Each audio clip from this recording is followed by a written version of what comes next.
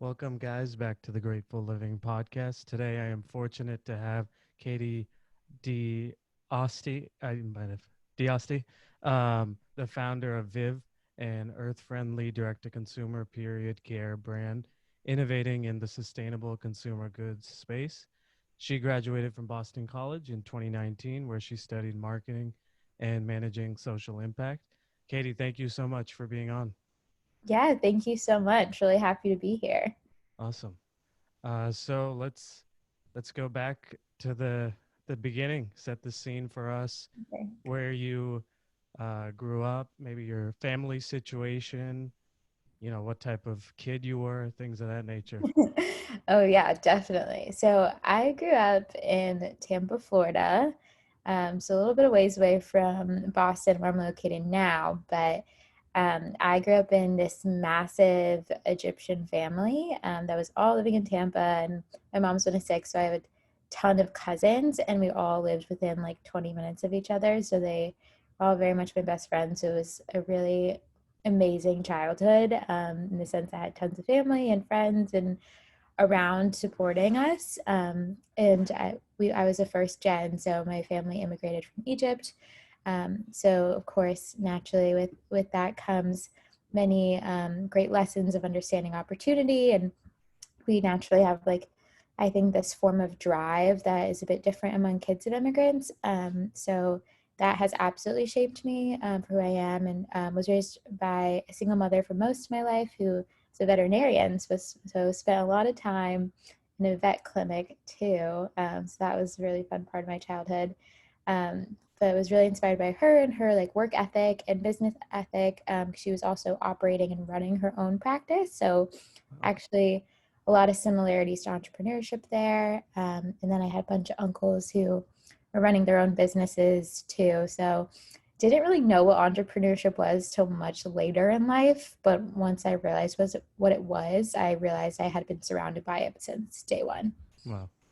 That's awesome. So let's digest some of that. Let talk about the Egyptian background. How has that, shaped who you are? Do you go back, or have you been back? If it's not even, I mean, how prevalent is it in your day to day? Yeah, no, great question. It's definitely a big part of who I am now as a person. In the way I think about even like little things in my life, like food and culture and music and like appearance are such like massive parts of that culture. I've been back about like 4 or 5 times Oh now and wow, okay. have some family friends there and such. Definitely not someone who goes every single year. I wish I was. That would be very, very nice. Most of my immediate family are now in the US. And since given the past revolution and stuff, everyone's kind of come here since. Um, but being Egyptian is very fascinating because we are a minority, but it's always been like a very ambiguous part, and we're kind of between two worlds. We're like we're part of the Middle East, but we're also North African, and understanding that. And I grew up in a pretty white town, of course, in like a sub little town outside of Tampa. Yeah. So that was always interesting, and so it's of course like the between like the two worlds. But I loved learning more about my culture growing up and what that meant. And my grandma was a big part of my life. She like helped raise me, and she like only speaks Arabic, so learned quite a bit of Arabic from her. And um, overall, I'm just like so thankful of that part of my life. But being Egyptian, it's very like a warm culture. I think it's very welcoming. People love to host. People love to have more friends, and I think that's definitely shaped who I am, as well as like network is very important. And if you meet someone once, we treat them like family in Egypt, and that's how I feel in my life. If I'm networking even for business, it's really someone that I want to like think of as a family member or a great friend that I would do anything for. And I think that's kind of how that shaped my life. Awesome, awesome. You also mentioned your mom was a single mom. Can you talk about, what that was like, and were you, aware of it, at like a very young age, that, it was a different situation compared to maybe the norm, things of that nature? Yeah, definitely. Yeah, I was definitely aware that it wasn't the norm, and I definitely wouldn't change my childhood in any other way. I thought we were like the luckiest people on earth. And that's just because like for some people it's they feel this void they need to fill by not having like a father figure. But I had so many uncles that did that, and so in my head I was like, oh, this is so cool. I have like four dads and based in my uncle's figure. So I was a really optimistic child. I loved life, and I think I grew up fast and understood that like how to not be an annoyance or a burden whenever my mom came home from a long work day, and more of like what can I do to just like be independent and like make her life a tiny, tiny bit easier? Because Yeah. raising kids must be incredibly difficult, Yeah. especially on your own while you're working and running your own business. And it was very much like it takes a village. And so I think I grew up quickly and matured quickly, but it's it seems to be more common thing today too to have like been raised by like one parent. Um, but it also taught me a lot about how powerful women are and how much they can do and how much they can do on their own. And that has created so much drive as well as passion for just like women's empowerment and creating more opportunity for women to be, whether it be more in control of their body or just control of their career. So it's been more of an inspiration, I think, than anything else. That's awesome. Yeah.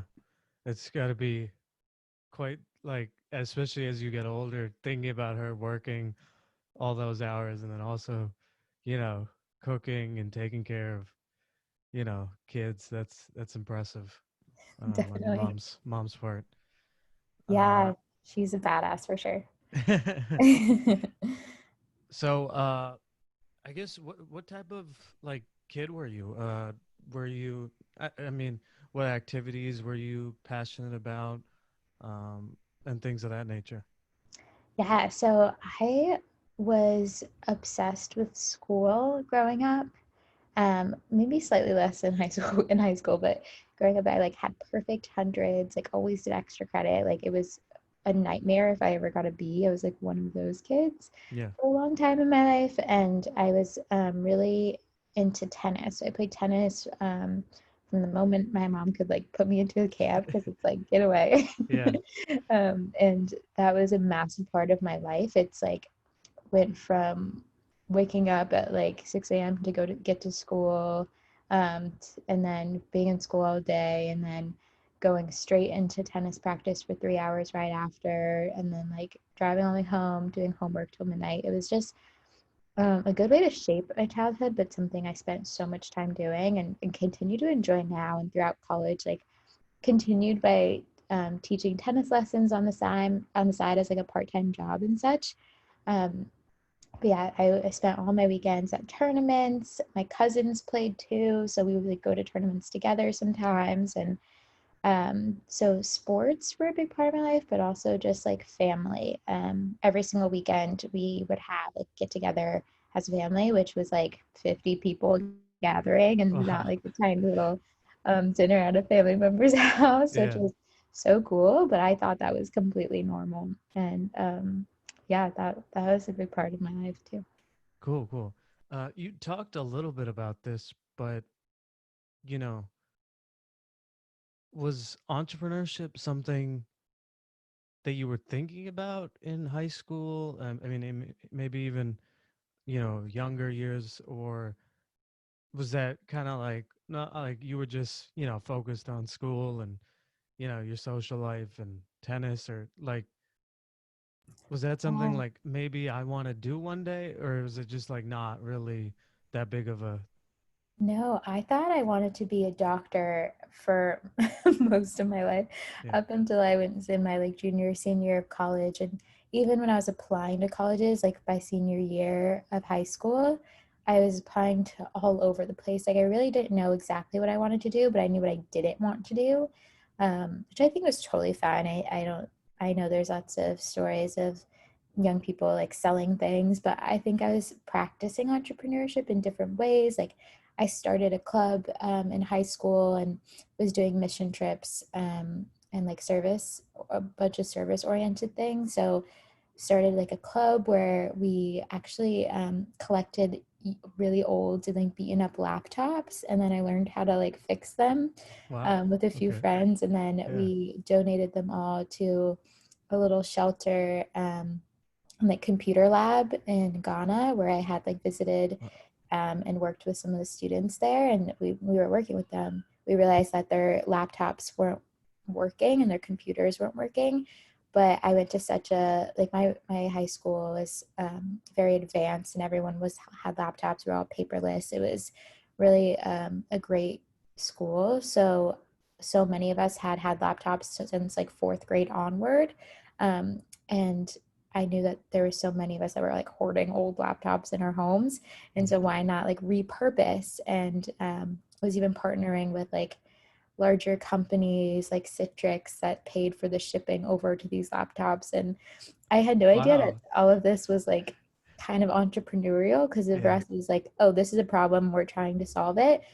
And that's like the very basics of entrepreneurship, I think, of like finding problems in the world and thinking of ways to solve them and actually acting and doing it and creating a plan.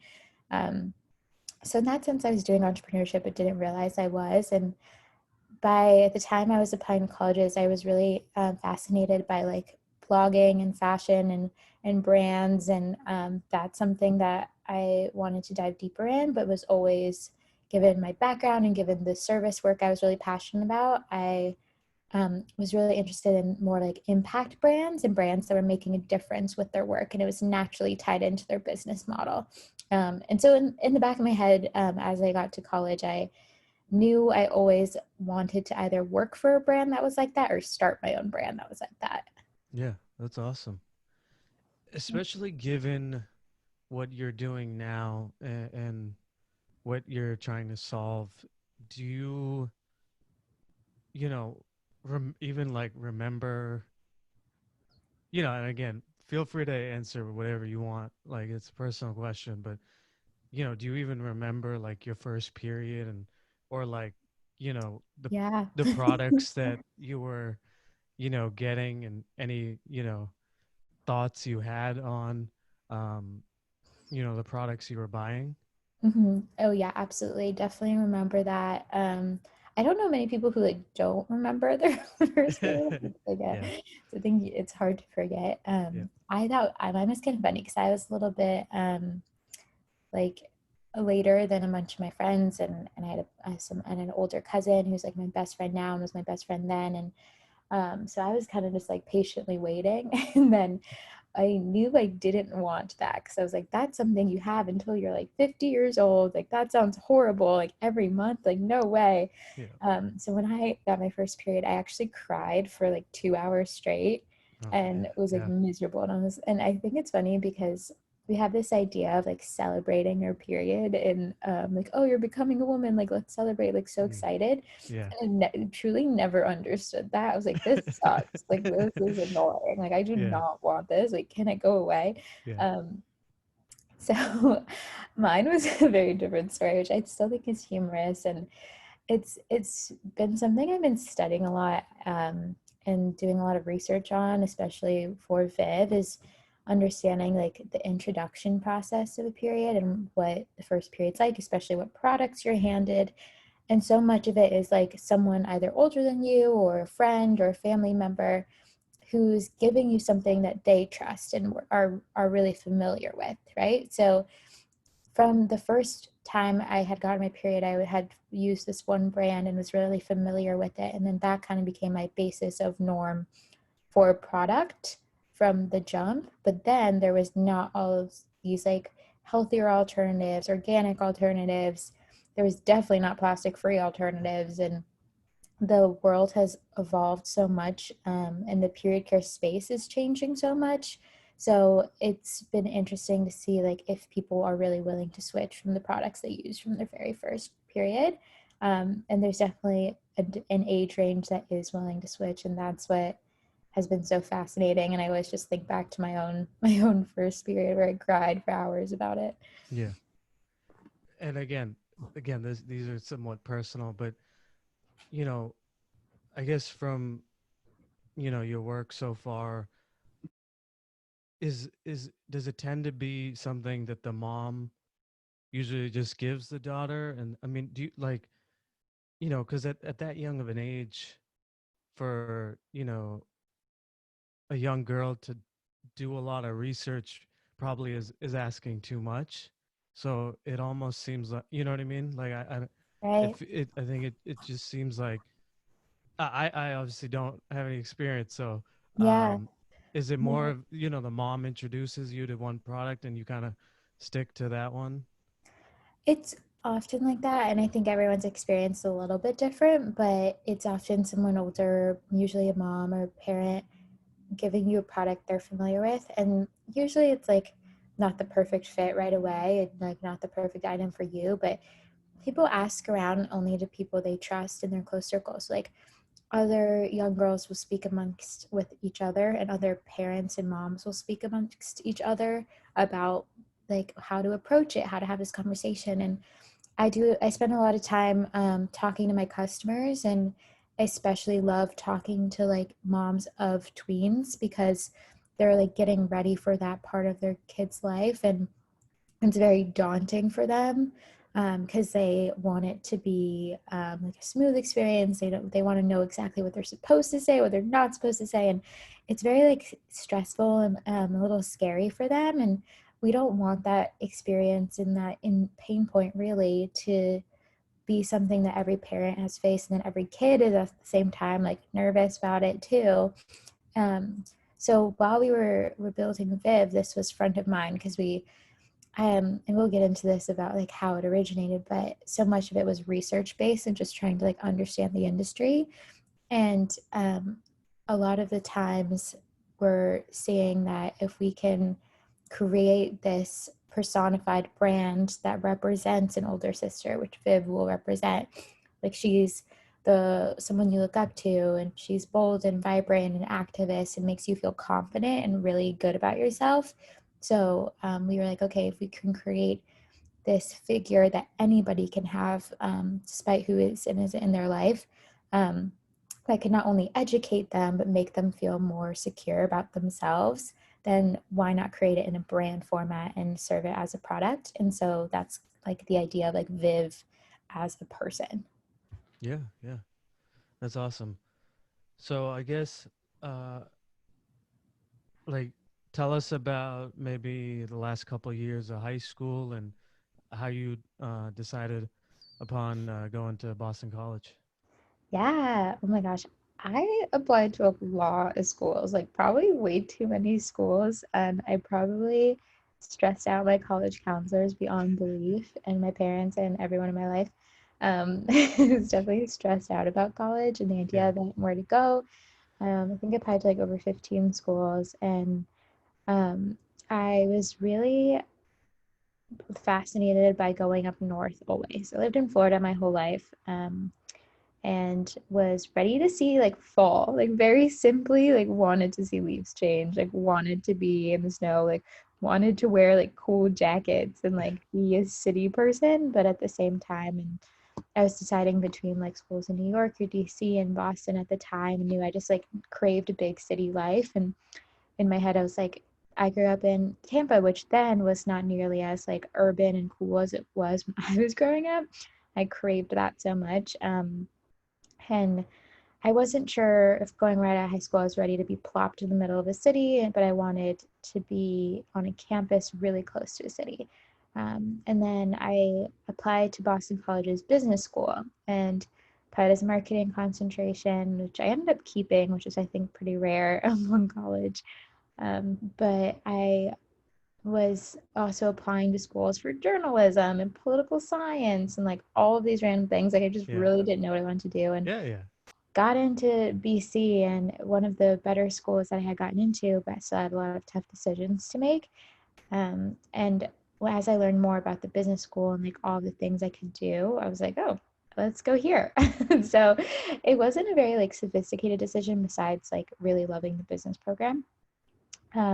But as soon as I got there, I realized how much opportunity was there, and how great it was to be able to go into a city. And I think a lot of Boston College students kind of stay in the BC bubble, we call it a lot, Yeah. and like, don't explore the city as much as they should. And Yeah. I was the kind of the opposite of that. I was like a wannabe BU student in a Yeah. way.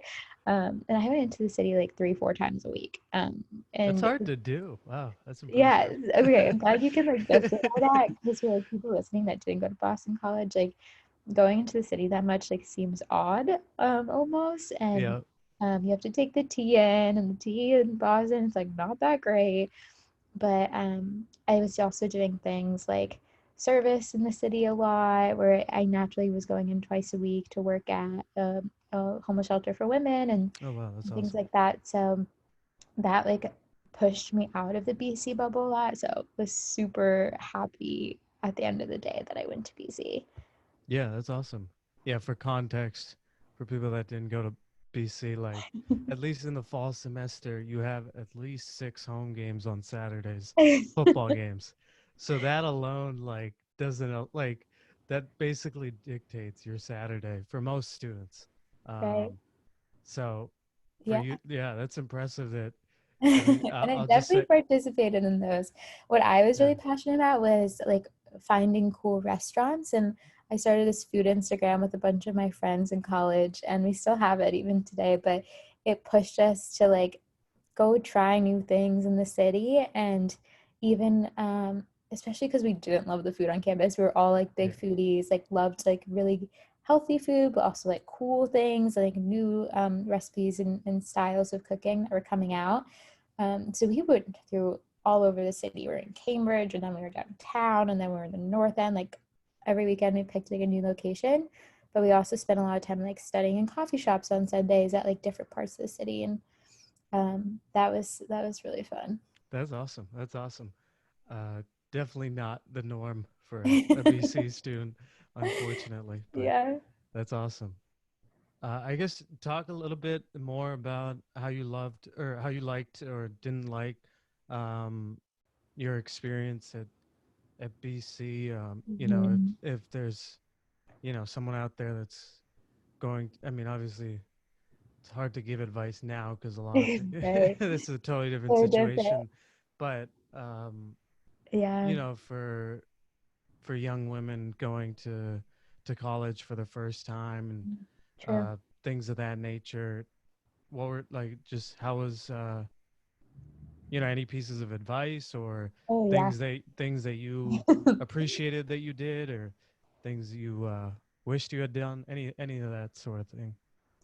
Yeah, and I will say I think I'm a completely different person now than I was going into BC, and even more different than when I graduated. Like this is such a time in your life where you're evolving and changing and finding what you care about, and like finding your passions. And so just like be kind to yourself and be patient with yourself, because it's gonna be hard a lot of the times. And there was times that I hated being there and I didn't like college. And then I was like, I just want to be in the real world and like be doing things and like making an impact on the earth. Like I don't want to be studying for this like random science test. Like that's just like how I felt at different times in school. I felt like I was growing too fast for like my surroundings, but you just have to surround yourself by people that also want to grow and also want to be better, which was definitely changing. But there's so many opportunities on a university's campus, and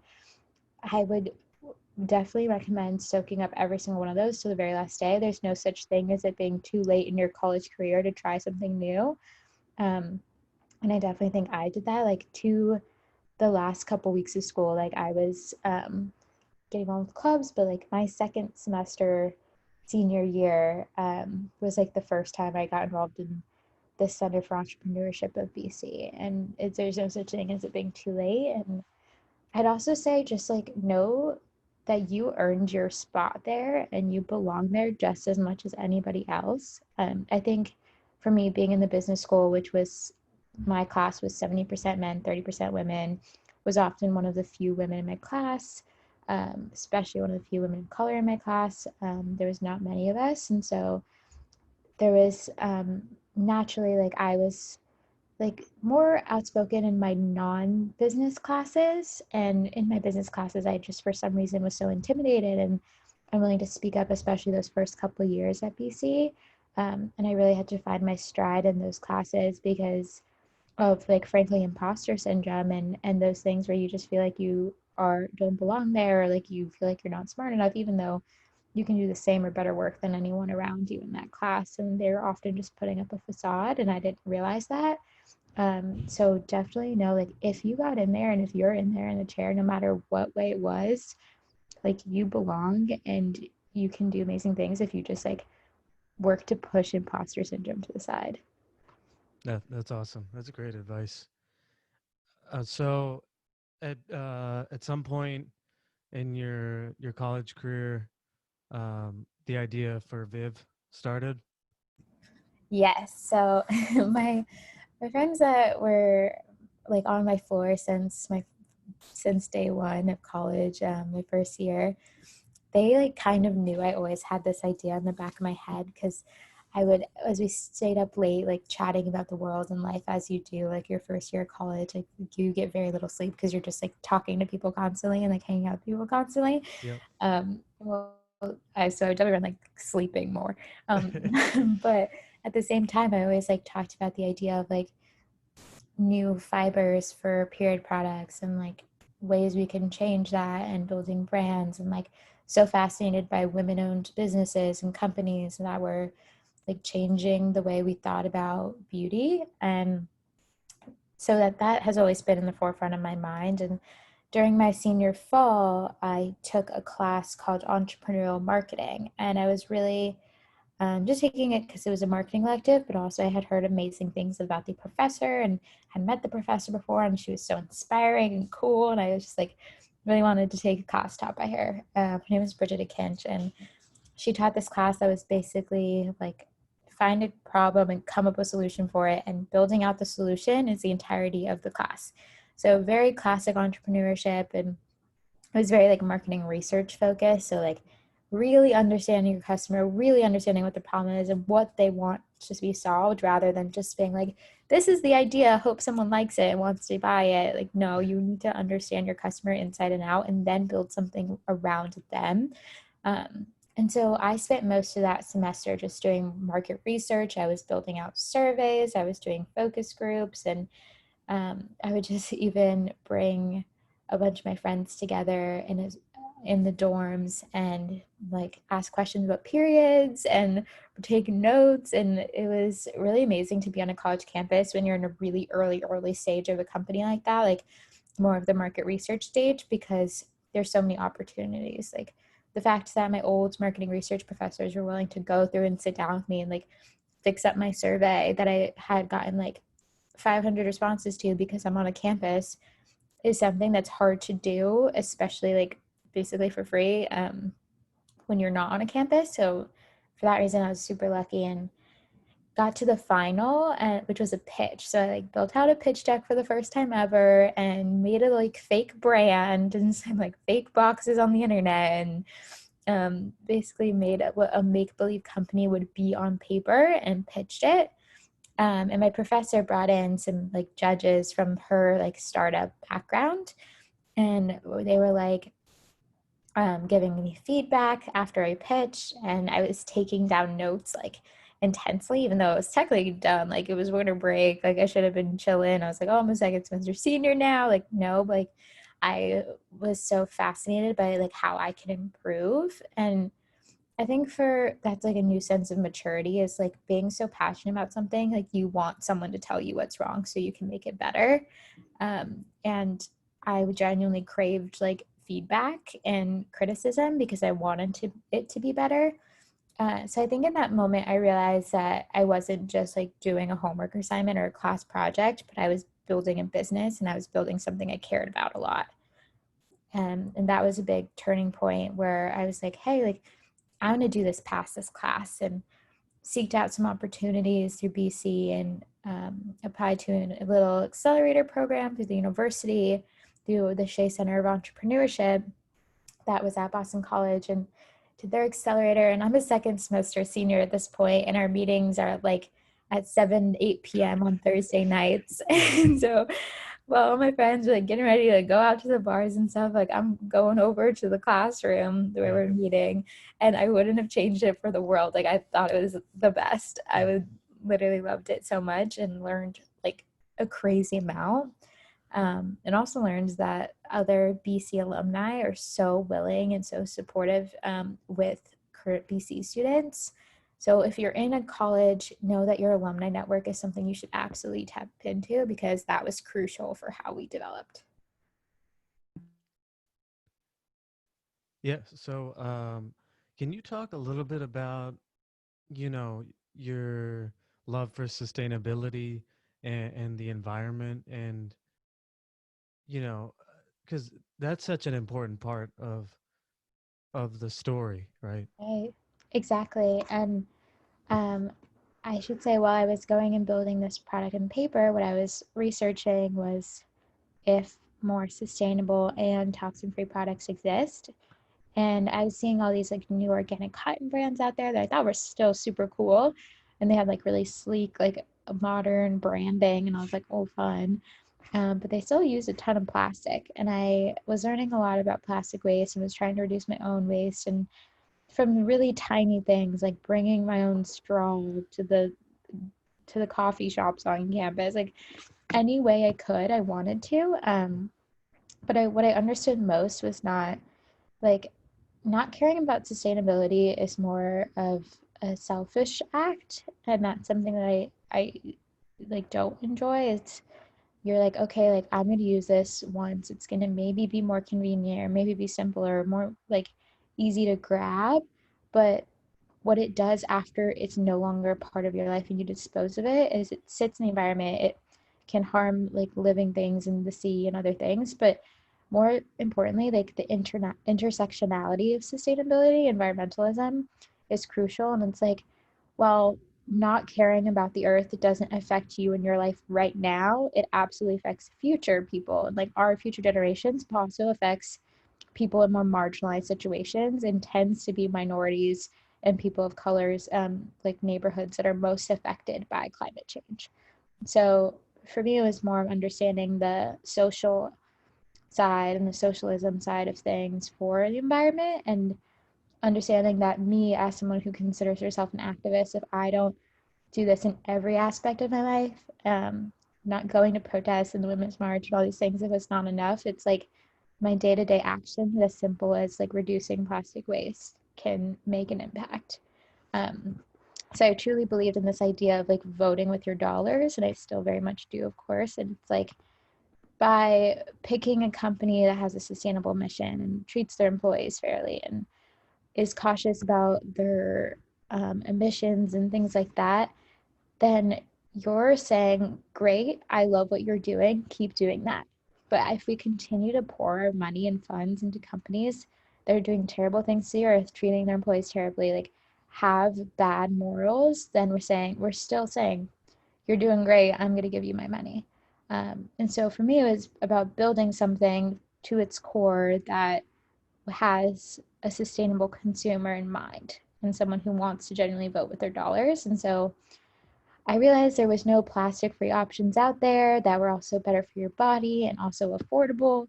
So I was like, okay, let's create one. And then I was a business student, right? Yeah. So I don't know anything about like fibers and just like how to make a tampon or anything like that. Yeah. Um, but maybe it was the fact that I was just like in college and was like, whatever. I was like, oh, yeah, I'll just figure it out. So I went to the science department, and I go to a teacher that taught a class called Sustaining the Biosphere. And I was like, okay, like this is what I'm trying to do. Like, I know cotton is used prominently, but cotton's really bad for the earth. Like, cotton uses a ton of water, a ton of land. Like, it's pretty abrasive crop. She was telling me about different fibers, and that's where our ideas and wheels started turning. And we ended up landing on bamboo fiber, which is what we use in our products right now, and had played around with other fibers too. And I was literally calling like farmers and getting input and advice during this time, which is hilarious to me now, Yeah. like Yeah. looking Yeah. Yeah. back. Um, but what was so fascinating was like it was often like a byproduct of other things they were growing, and they would just like toss it or burn it. And so it was this really underused fiber. And so that's what we were like, okay, like we're not only creating a biodegradable, toxin-free product, better for the earth, but we're using a crop that's also way better, so the impact is a lot longer lasting. And then beyond that, bamboo itself is a lot cheaper of a crop. So it was actually more affordable to grow. And while that helps our margins, we wanted to make it so that this product itself is more affordable. And what that means is we want to break down this idea that sustainable products and sustainable household goods are only for the rich and only for people that can afford it. And there's kind of this like class barrier just to buy sustainable products, which is frankly wrong and shouldn't be the case. And so we can create a product and sell a product and sell great margins on something that can be priced higher, but we don't want to price it higher because we're currently priced at the same as all of the traditional, very plastic, toxin full products. Yeah. Can you talk, so this was a class assignment. Can you talk about, I mean, was there a moment or was it just, you just kept going? I mean, like, was there a moment where you're like, I'm going to really seek this out, and become, an entrepreneur? Because that's a Yeah. very uncommon route as a, even as a graduating senior, um, especially, at a school like BC where so many Right. students, you know, end up in New York or whatever, Mhm. employed in the finance industry. Talk about that process, going for it. Yeah, exactly. No, and that part was really difficult. It was like I was a very competitive person and still am a competitive person more with myself than anything else, but I always want to be better and do better. And I was seeing all these, especially like finance majors around me, have jobs like before they even entered their senior year of college. And in my mind, early on in my senior year, when I was like still just doing this as a class project in the fall, I was like, I need a job and I need one fast. Like people around me have jobs. Like I need a job lined up for next fall. Like, and I need it now. And so I like worked my butt off to do that. But I signed a job offer in like November of my senior year for full time. And even after this accelerator during my senior spring and graduating a few weeks before I graduated, I still have this job in the horizon, like full time, just a big corporate company where I would have been like an entry level associate. And I got like an email that I was in the library, like I think studying for a final, and I got an email that we got into this accelerator, the SSC Venture Partners Accelerator, which was put together by Morrison Boston College alumni. They're awesome entrepreneurs. And honestly, like we're some of my biggest champions and biggest mentors still to this day. And they I got that email and that was for the summer. And I was like, okay, like no biggie. I'm just going to push my start date as late as possible. So I was like, okay, the latest start date is like October. I'll do that one. So did the whole summer accelerator. And that's when I really started like building Viv, I like to say, like identified a manufacturer and started building a brand and online community and was like getting ready to launch. And so then in October, like a little bit before October time, I was like, crap, like I'm spending so much time doing this, like way more than 40 hours a week. Like I Yeah. don't know if I can do a full-time job and this, and I know like one's gonna give, and I didn't want that. Like if I'm gonna do something, I want to do it with my whole heart and all of my time and energy. So I pushed back my start date. I called them up on the phone and I was like, given the advice, like butter it up a little bit and be like, I'm trying to empower women through period care and like trying to save the world. Can I push back my start date? And they were like, sure. So I pushed my start date back to January and created like milestones for myself of like what I would need to do to be able to not go to this job. Um, I ended up launching our pre-orders in October of 2019. And within 3 weeks, we sold over like 700 boxes just through pre-orders. And so it's like, okay, like people kind of care about this. Like things are kind of working. Like Yeah. maybe I should keep going. And was hitting more of our milestones and our manufacturing goals and things like that. And um, by early December and January is like lurking in the distance. I was like, realized that I was at a point in my life where I wasn't ready to just settle for a job that I didn't care about when I had this great opportunity right now that I was learning a tremendous amount from, as well as like growing a lot as a person. And at that point in my life, I was like, I want to value what it means to like grow something and build something. And I want to value learning more than like an entry level position at a big company. So I finally mustered up the courage to like reach out to my recruiter and end up reneging my full-time job offer. And so I like scheduled the call and like I emailed to schedule a call. It was probably Monday. And I asked if they had free time Thursday or Friday because I wanted to like prepare, talk to some of my mentors, talk to my parents, and like get the whole gist of everything happening. Yeah. But then right after I sent that email, my recruiter just like cold called me right back immediately. And I was like, oh my goodness, okay, here we go. And so picked up the phone, and the conversation probably lasted like maybe 20 seconds in total. Okay. And Yeah. it was like, I gave my whole little spiel, and they're like, okay, that's too bad. We'll cancel your sign bonus check. Good luck with your startup. That was it. It was like Yeah. a very short conversation. They were rushing me off the phone. And in that moment, I was like, okay, yeah, I made the right choice. Because Yeah. clearly, if our conversations of what I thought was going to be this massive deal and something I'd spent maybe like over a year debating was a 20-second phone call, like I clearly was just going to be a number at a big company and not really making the impact I wanted to make. Um, and as soon as I like finished like reneging my job offer, I was even more motivated than I ever was before because it's like, this is your job. This is what you have. It No has to safety net. work. Yeah, like your safety Yeah. net's gone. Like you're not Yeah. going to that comfy little startup starting salary position as an entry level associate. Like no, like that's not an option anymore. Like you gotta like actually make this happen. And that mindset actually like pushed me to work a lot harder, pushed me to figure out a lot more like structure and everything. So that was actually the biggest thing. I almost probably should have done it sooner, but yeah, I was really thankful I did that. Yeah. Yeah. Can you talk about your, your close friends' reactions or your family's reactions? Because, it is such, it's so different, and it's weird and it sucks to say that, but like, it's very not the norm for someone to go after their dreams like right after they graduate, and I think the word safe is used a lot or corporate job is used a lot. Mhm.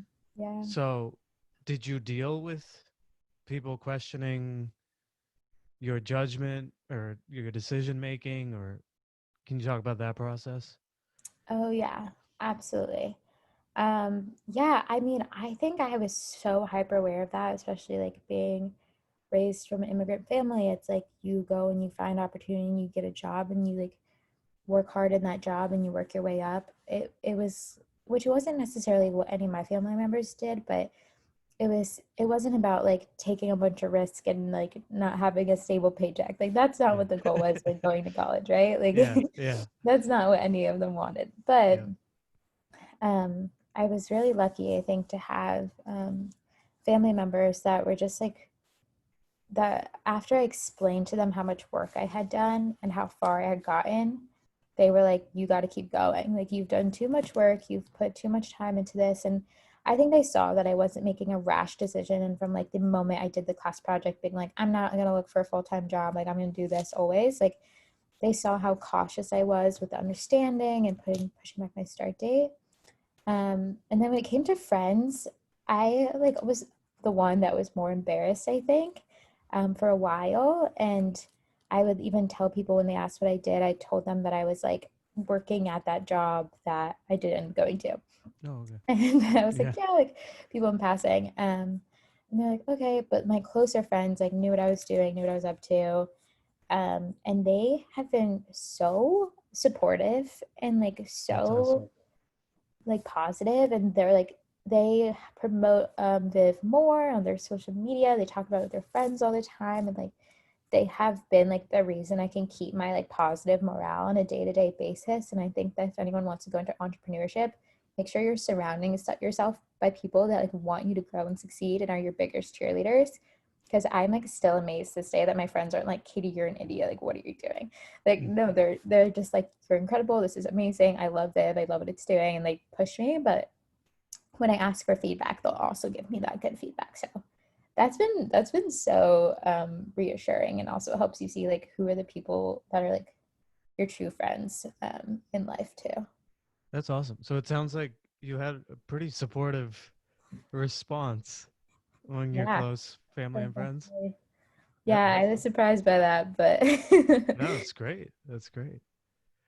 Um, I guess, do you want to, we didn't really even hit this, but do you want to talk about the products you offer?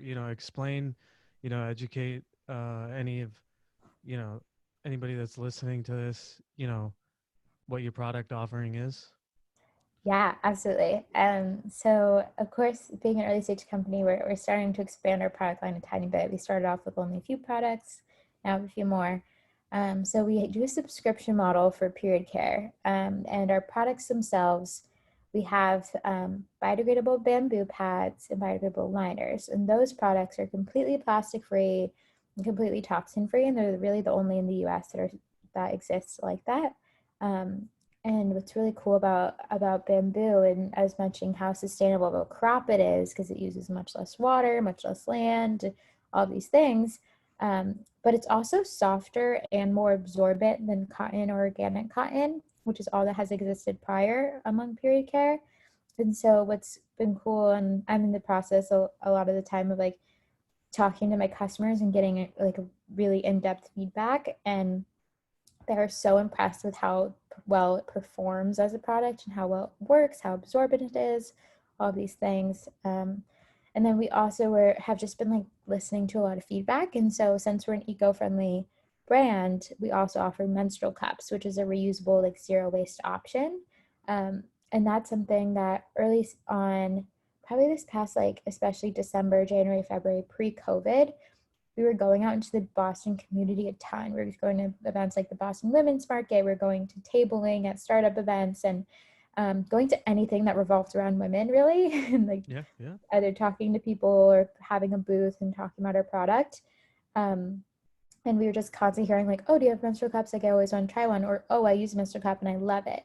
And so we realized that that's something that our customer base would probably be really interested in, and we started selling those about like a month or two ago now, and they have been selling like crazy, which has been really cool. And Yeah. to see that we can like listen to feedback and then get a product they like, and then it performs well. So those are the three products we offer currently, as well as we're just launching our pre-orders for our tampon option, Awesome. because that's taken a lot of like understanding of the space and understanding of sustainability, because a bamboo fiber one hasn't existed yet, for tampon options. And yeah, so we're really excited to get that because that's something that's been really heavily demanded and a lot of customers have been asking for. So we'll be launching that this fall as well. Yeah. I don't know how technical you want to go, but do you want to talk about some of the, I guess, the challenges and, how you've been manufacturing this product, or, how you've gone about doing that process?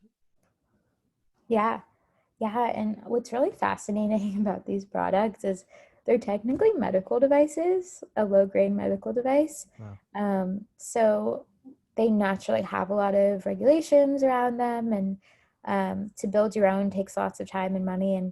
And so instead, we were just very cautious about like who we were gonna utilize as a manufacturer, who can adjust to meet our needs, who can adjust to meet our order quantity needs, and like these different things like that. And we were talked to so many different manufacturers, and It's funny because there's not that many that make these products, but we talked to ones involving like textiles and anything that had an absorbent sheet of any kind. So, but then we found among menstrual care brands, like a lot of these big players and brands they're all using like the same like 3 or 4 manufacturers. Um, it was all just branding for them, and we were like, we want to do something different. Like we want to create a better product and a different and better brand. And so once we found a manufacturer, and this is the one that was creating the most sustainable option that it currently exists, because our products are biodegradable and things like that, then we knew to move forward with Yeah. that side of things. So it took a long time to even understand like how to find a manufacturer, where to look. Like again, this is not in my wheelhouse of things to do, like understanding the supply chain of it all. But it took a lot of just like asking questions and just like putting myself out there and like taking risks. And I even took like a random trip to New York at one point to like meet our manufacturer face to face, and it was like a 24-hour trip that I like crashed on my friend's couch for. Yeah. So just doing like you kind of got to do like random wild things as a startup entrepreneur to make it work, and that's how that happened, Yeah. Yeah. really. Yeah. I guess, you know, what do you, yeah, this is a broad question, but what do you like hope for, in the near future, and maybe, a couple of years down the line, like, what's your hope for this as the founder? Yeah, oh my gosh. I have so many like hopes and dreams and goals sometimes that like people need to be like, Katie, chill out. Like focus on one thing at a time, which is Yeah. something I'm working on. But overall, like I'm really passionate about how brands can be a voice for people and for women, which was like day one why I wanted to start a company. Um, and so for us, I really want to see Viv as a brand grow and scale to represent menstruators in general and especially women. And by doing that, I think we're doing a great job of like being activists in our community. But if we can scale that and be even more educational and more empowering, then that's a whole side of things I want to explore. Because with the brands that are out there, they're definitely like more modern ones, more newer ones, but they're all very like elite in their branding and pricey. So it's more exclusive, like energy and exclusive vibes to their brand. While we want to be as inclusive as possible. And so our brand is like more edgy and bold and cool. And like, it's also a bit younger than our audience themselves are a bit younger than these other brands. But we also want to say like, hey, like we're not elite, like anyone can be a member of our Viv community. Like if you're someone that has a period, or if you're someone that wants to be an activist and like encourage talking about periods. And I think by creating a new voice and a new level of transparency within our supply chain and within our how we represent the Viv brand, that's something I look forward to like continuing to do, as well as just scaling. Because once people try our products, they seriously love them. And it's working on getting our name out there more and understanding where customers are so that we can be there where they need us. So that's what I hope for, as well as expanding our product line and listening to people of what they want. And it is definitely difficult as a tiny company to have a big array of options and at the jump, but we definitely want to work on being like size inclusive, like product inclusive, as we scale as well. Awesome. Do you I guess, if there's someone out there that maybe is considering entrepreneurship, do you want to talk about, and obviously you talked at various points about it, but any steps that you took that were helpful, or any mistakes that you, or like things that you might do differently if you had a second chance, anything of that sort? Oh my goodness, yeah. I would say if you're starting out and you have an idea, um, become an expert in that problem inside and out and actually talk to people about the problem. You don't have to have a product or even idea of what you want to make before you start talking to people, it's the best to just start and say, hey, like, this is a problem in this industry. Like, tell me about your experience. And then listen and see consistent patterns there. And then once you see those consistent patterns, then you know exactly what you need to build. And then I would say also just understand if you're entering a business or a problem, understand that you should be passionate enough about this problem that you would want to serve this consumer base for the rest of your life. And so for us, it's like I would absolutely be happy serving menstruators, people with periods for the rest of my life in a variety of ways, whether it means like I'll be working on it for the rest of my life or not. Like these are people and this is a problem that I'm so passionate about that I wouldn't mind like spending our whole life on this. So that's another thing I would definitely recommend. And then building your network, like talking to people, reaching out to people. And I don't think it's ever too early to start asking others about how they got started. And if you don't want to start asking to sit down one-on-one with people right away, then start researching them.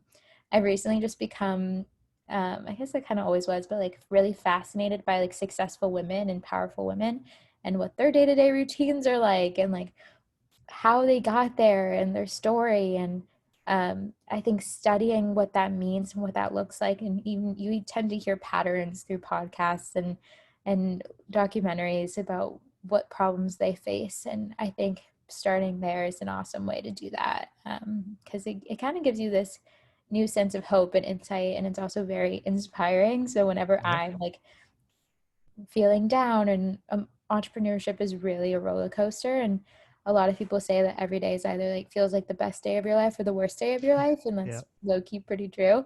Yeah. So those days that are harder, like being able to go and like listen to how I built this episode of an amazing female founder is what like gives me a lot of excitement and Yeah. hope.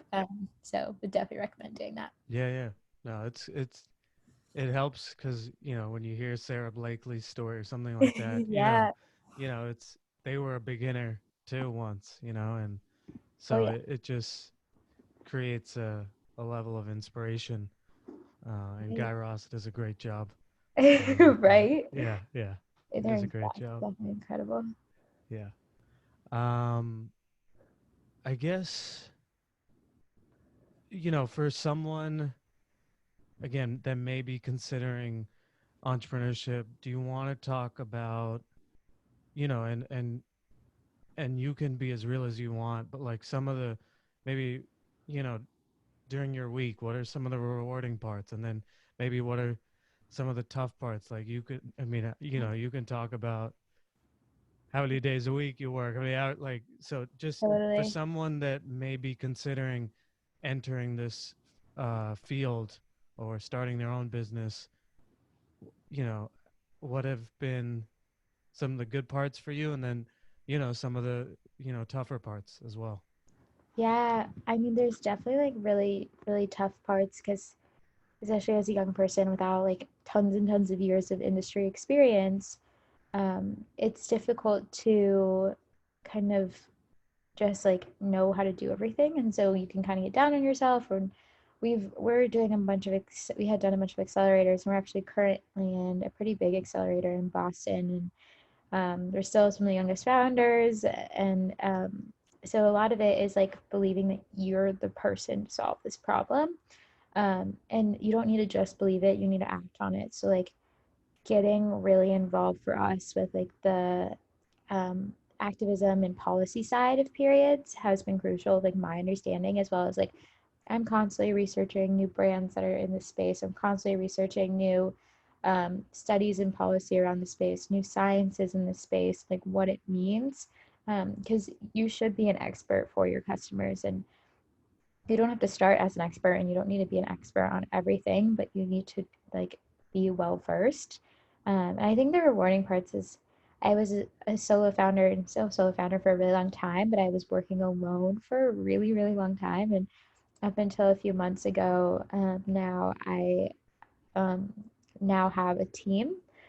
So there's going to be now three of us full time starting next week. That's awesome. And it was two of us for the past few months. And then a bunch of like part time, like college students, interns. people just passionate about doing this project and freelancers. Um, but for us, it's we're all women and we're all like under 24, under 23 years old. Yeah. Um, and being able to see how like much we can do has been really inspiring, and like how creative everyone is. And it's truly because we're the people that are most prepared to solve this problem, because we're building a brand for people just like us. And I think that is really crucial. And if you're getting into entrepreneurship, it's you're going to grow a lot as a person, and you're also going to have to take on new roles that you've never had to do before, probably. So understand that you don't need to be an expert in everything, but you just have to ask questions and like get people to help you. And people are so willing to help young founders and new founders, and honestly anyone in the startup space. Like I absolutely love talking to people that are in like the idea stage. It's very exciting to me. I think other entrepreneurs feel the same way. So Yeah.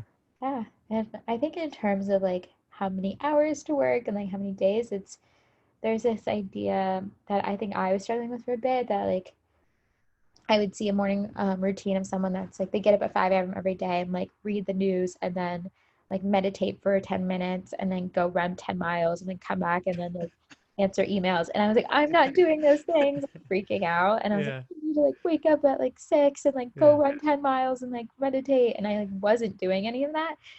And like that's okay. Like you Yeah. do not need to be someone you're not.